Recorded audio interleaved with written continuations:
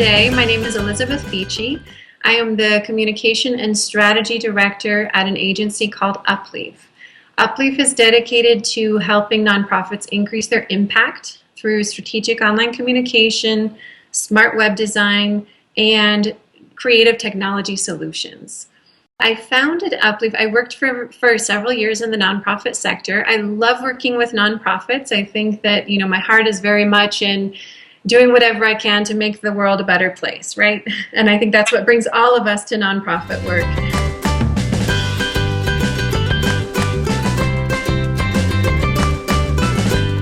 So when we talk about a content strategy, we're talking about really everything that an organization does related to their social media presence, to their website, to their email marketing, and then to their campaign. So they're basically those four components. And so when you launch a campaign online, it's a very short, specific, concerted campaign that creates a sense of urgency. I have to donate to really make a difference, and I have to donate within the next week to help this organization meet their goal.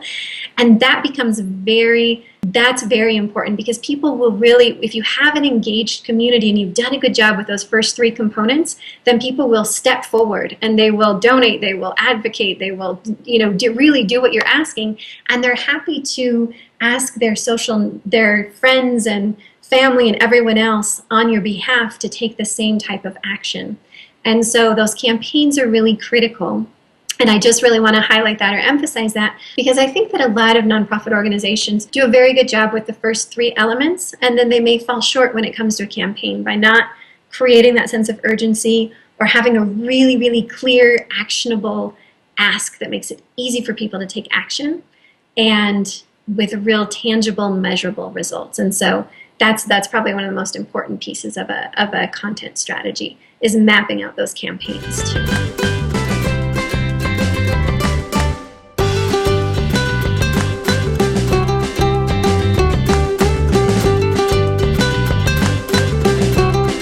Yes, absolutely. And so there's some great strategies. One, of course, is that bring people in, bring in volunteers, board members, members of your community, your immediate community, to contribute and help you create content, because that's really useful for your broader community to hear from different people and different perspectives. So to hear the stories of the people whose lives you're impacting, and then also hear from staff and hear from board members and everyone else. But one strategy that we found to be very, very effective online is community-generated content. And so here, what I just mentioned is kind of a smaller scale idea of community-generated content, of kind of bringing your community in and having them help create content for you, because an effective content strategy must be very regular and frequent. You want to be messaging on a very regular basis. You want to be adding new articles to your website on a very regular basis.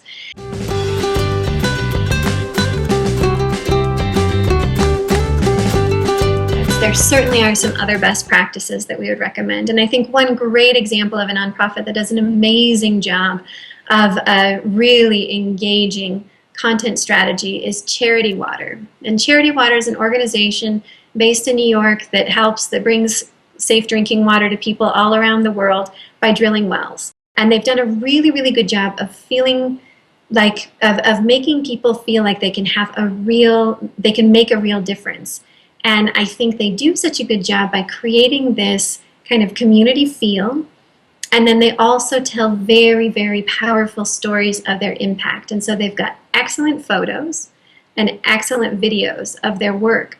And so when you see you can just watch a 3-minute video from Charity Water, and you feel like you've just been transported from wherever you're at to a remote village in Africa, and suddenly you see the joy on people's faces when clean water is bursting out of the ground.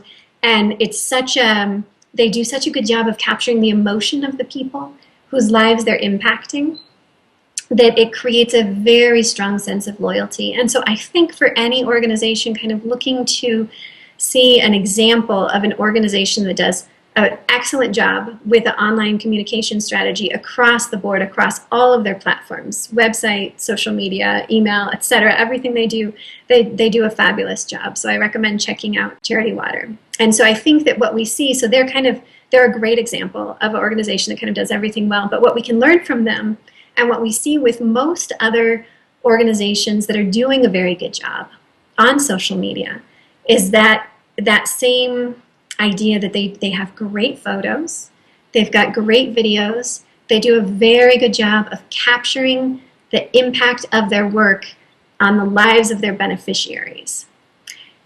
And so I think that can, if every organization stays focused on that with their messaging, they can do very well. And so another thing that we've seen work really well for nonprofits is to keep your eye on what's being talked about in the news or current affairs, and see if there are issues that a lot of people are talking about that relate to your mission or relate to your services. And immediately, as that's being talked about in the news, jump on that, write articles about it, put an opinion piece out, or create an infographic, or do something related to that topic with your organization's unique perspective on it.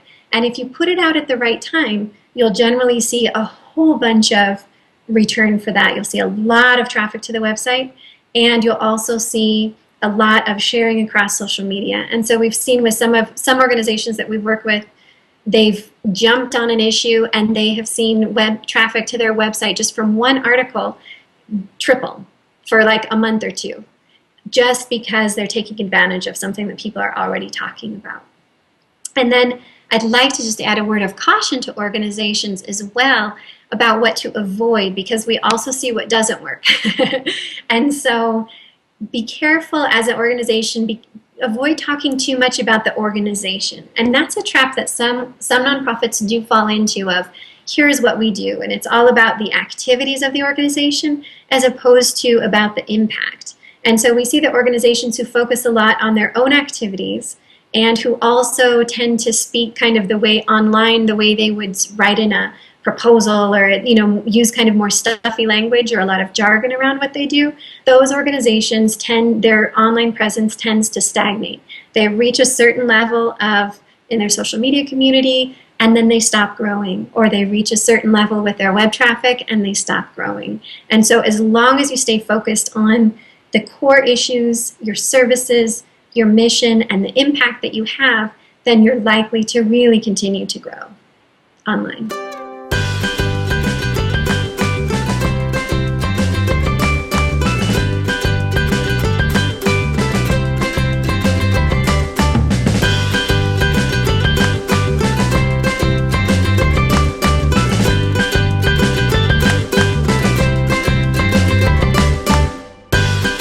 First of all, search engine optimization is just the idea or the strategy for making sure that your website or your content gets found when people are searching the web through Google or through another search engine, are searching for terms related to what you do.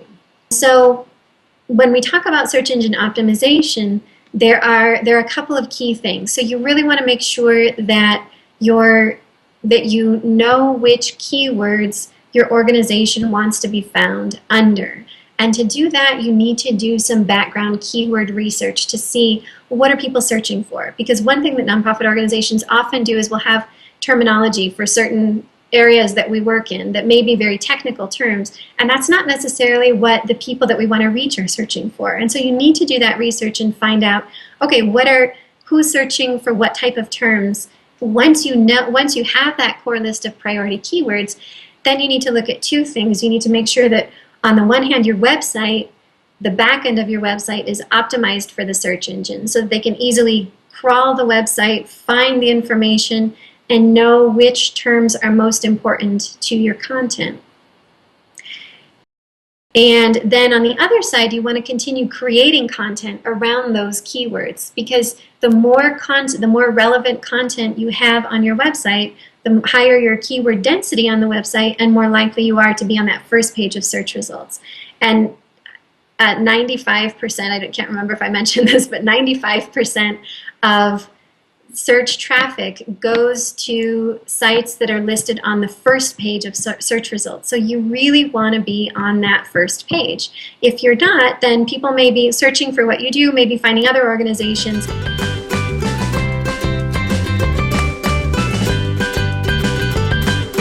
Okay, so So I would go back to start with, I would go back to the case of the Center for Nonprofit Excellence and share a graph of the results so you can see year over year how their strategy just boosted their traffic. And then another, of course, I'm going to refer to clients that we have access to their analytics and we know exactly what's happening with their website. But we have another organization whose website we added a directory to. And so after we added the directory, this is another great example of community-generated content. But after we added the directory to the website, suddenly their traffic tripled as well. And so I think that the idea there is really once you create something that, an infrastructure that helps accommodate a large volume of new content, especially if it's community fed, you can really, really boost traffic results. The Center for Nonprofit Excellence is now at the very top. They're the first ranked website for many search terms related to nonprofit resources. So board development and evaluation, nonprofit evaluation resources, and that's just a result of having a large volume of relevant content. And now they're on the first page. And same with this other organization. They, when people search for community resources in that town, they now rank at the top of the search rankings for several of the areas that are in their directory. So, and in both of those cases, the change was pretty quick. So, it's amazing how having the right content can really help quickly boost search engine results.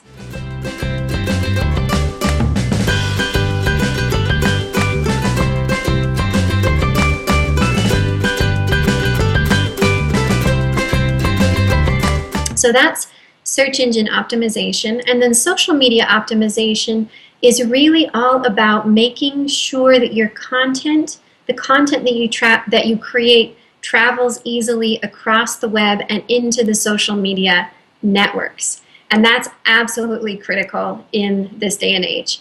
And so to back up and talk a little bit more about search engine optimization.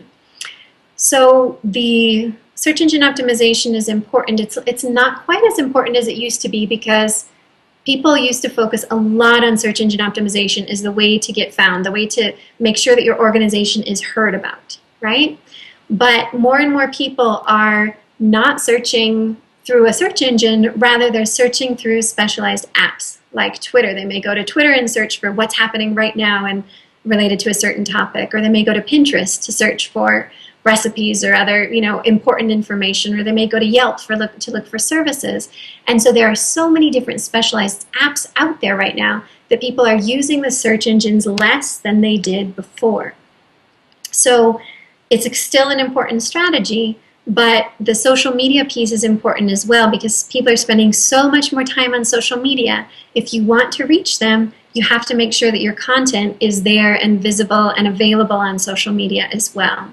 So there are, so social media optimization then is a slightly different concept, and that's really just making sure, so you want to do two things. You want to make sure that people who are searching for these particular terms are coming to your website. With social media optimization, you want to make sure that people who are finding content on your website are pushing it out into these different networks. And so with social media optimization, to make sure that your website is optimized to travel through these social media websites, you want to there are a couple of key things there too. You want to make sure that your content is written for social sharing. So basically that means you've got to have a great, short, attention-grabbing title to whatever article. You have to have a nice photo that goes with it. You've got to have some really compelling first few lines of your article. It has to be accessible and nicely written for the web. So in other words, it's not a long article with thick paragraphs, but rather it's really accessible content. And then your website has to make it easy to share. And so as long as your website makes it easy, people should be able to share on their preferred social network at the click of a button. And once I do that, all of my friends who see it can just click. First of all, it makes it more interesting and relevant, and they're more likely to click. But then they just click and go back to the website. And so that's a great way that your community can kind of work on your behalf. If you're creating great content and it's social media optimized, they're going to find it, they're going to say, wow, this is so cool, let me share it with people. and then they're basically spreading the word for your organization and getting your organization in front of a lot more people.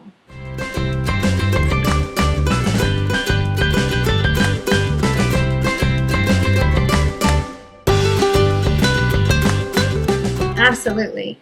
Okay, so for SEO tips, the first thing, do your keyword research. And so there are two really easy ways to do that. You can create an AdWords account in Google AdWords. You don't even have to activate it. You can just go in and create an AdWords account, and then you can use the Google AdWords keyword planner. And basically you can go in there and you can add some different keywords, and it will pull up some estimates of how many people in your region are searching for those keywords.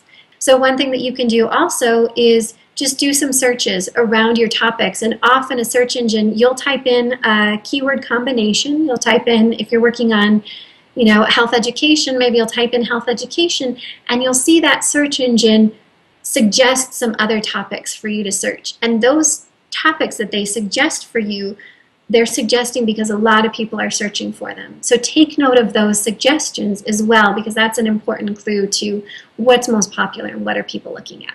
And so it's worth really investing some time in this and using those two tools to see what you want to be targeting. And then once you have those priority keywords, you can use some other free tools to assess your website and see where it's at. So Firefox, the browser Firefox, offers some really good SEO add-ons, most of which are free. And so you can try SEO Quake or SEM Rush, and there are a few others. And what's great about those is you can basically just go to your website, and then you can use that add-on to do a diagnosis of your website. And it will tell you, here are the weaknesses of the website, here are the strengths of the website, here are some SEO changes that you need to make to improve your SEO, and then here are the keywords that your website is already optimized for. And you can look through those and see, are they relevant? Are they where we want to be? If not, we need to make some changes with our content. And of course, you can also just start Googling those priority keywords and see where your organization comes up in the results. And so if you're on the 8th page, you've got some work to do, but at least you have a benchmark. And then as you create more content and maybe make adjustments to your website, you'll gradually see your organization moving up and up in those search results. And then one final recommendation is to target what we call long tail keywords. And that's important because the broader topics and shorter keywords are really hard to optimize for. So for example, you don't want to try to optimize for, as a nonprofit, you don't want to try to optimize for education, because it's a very, very broad topic and it's really hard to ever get to the top of that list. There's so many different organizations out there. But if you are working on, for example, early childhood education in Denver, and that's what your organization does, then you can optimize for those keywords, and much more easily you can get to the top of the list for those keywords. And so while there may be fewer people searching for that long tail keyword combination, once they do search, they're much more likely to be looking for the services that your organization provides, and then go to your website and take some sort of action as a result. So I think staying very focused on your strategy and very specifically on what you do is a key to success with search engine optimization. And then as far as social media optimization goes, you really want to simply go to your website and carefully review your content. Take a look closely at that content and look at the titles. Is it compelling? Are the titles short and catchy? Why would somebody, if you put yourself in the shoes of your target audiences, why would they be compelled to share your content? So that's the first thing to look at. Is my content good, and is it share worthy, and is it on target? And then if it is, check your social media sharing, and do you have those buttons on your website that make it easy to just click and share on Facebook? If you don't, then there are tools that you can easily add, like Add This, which will put all of that together for you, and then you just have to make sure that it's working well. And so often you may add a social media sharing feature, and it may not quite pull the right image for Facebook, or it may not pull the right title or something.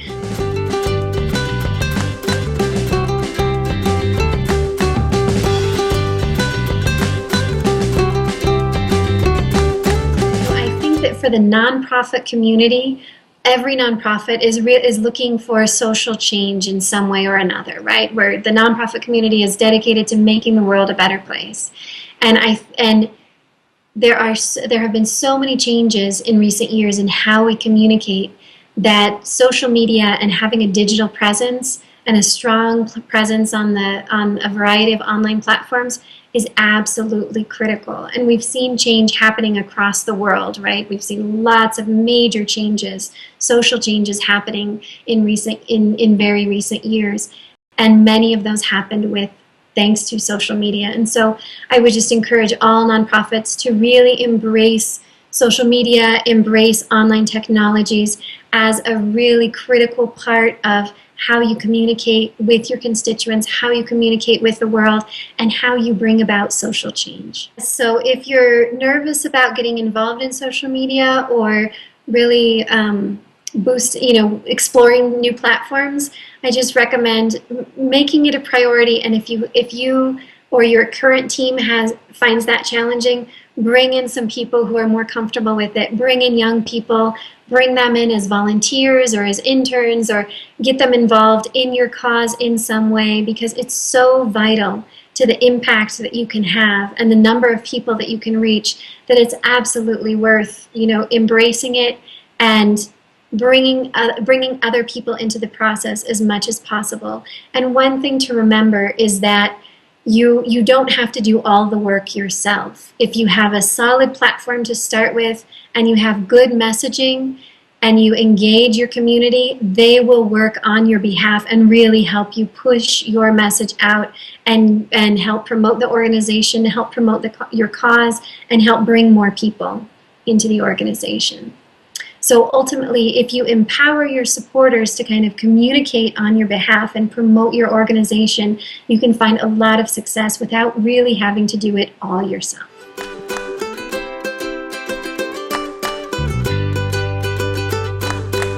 So thank you everyone for listening to this presentation, and I wish you the best of luck with everything that you're doing, and enjoy the rest of your conference. Bye! 감사해요. ChangeON, 하이캬 마이캬.